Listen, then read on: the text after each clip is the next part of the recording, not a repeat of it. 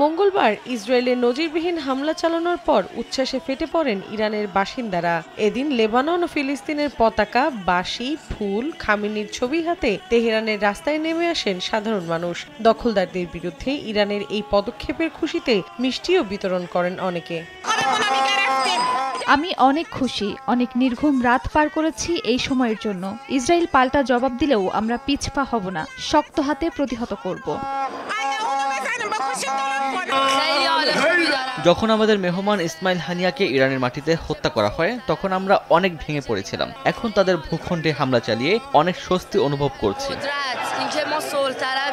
বাঁধভাঙা উল্লাস করতে দেখা গেছে ইরাকের বাসিন্দাদেরও। একই দিন ফিলিস্তিন ও হিজবুল্লাহর পতাকা হাতে উচ্ছ্বাস প্রকাশ করেন বাগদাদ ও দক্ষিণাঞ্চলীয় শহর বাসরার বাসিন্দারা। বেসামরিকদের সঙ্গে একাত্মতা প্রকাশ করেন সামরিক সদস্যরাও। বন্দুক হাতে নেচে গিয়ে আনন্দ করেন তারা।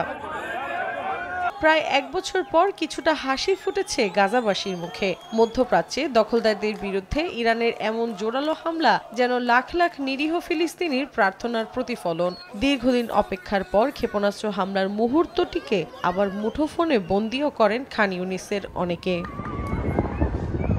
মৌসুমীর সাথী, সময় সংবাদ।